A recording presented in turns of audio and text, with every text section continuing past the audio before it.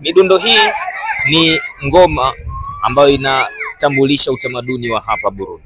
Hii ni katika sherehe za ufunguzi wa mashindano haya ya Afrika Mashariki kwa mpira wa miguu kwa watu wenye ulemavu amputee. Na hii kwa Burundi kuandaa mashindano haya ni fahari kubwa kwa upande wao. Sherehe hizi zimeanza kwa mechi ya ufunguzi kati ya Burundi dhidi ya DRC.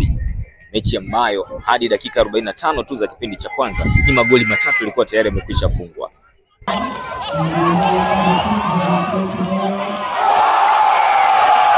Hii ni kwa Burundi walikuwa wanaongoza dhidi ya DRC. DRC kutokana na changamoto walizokutana nazo hadi safari kufika hapa Bujumbura Burundi, wamesafiri kwa mafungu kutokana na changamoto za machafuko ya amani nchini kwao.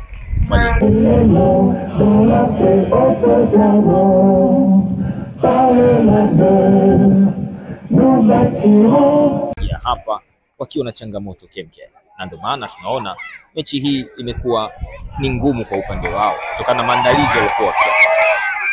Lakini kilichopendeza zaidi katika mashindano haya ni kuona waamuzi wawili raia wa Tanzania wakichezesha mechi hii ya kwanza ya ufunguzi. Na hapa mojawapo ni Shabani Msagi ambaye yeye pia ni kaimu katibu katika shirikisho la mpira kwa watu wenye ulemavu Tanzania TAF, lakini pia ni mkurugenzi wa ufundi wa shirikisho hilo.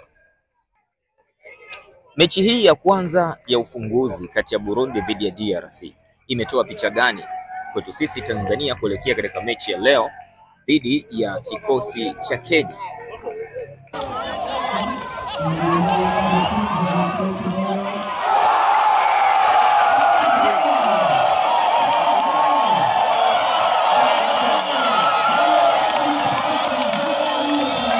Hii ndiyo picha halisi katika mashindano haya ya Afrika Mashariki na Kati, CECAFA.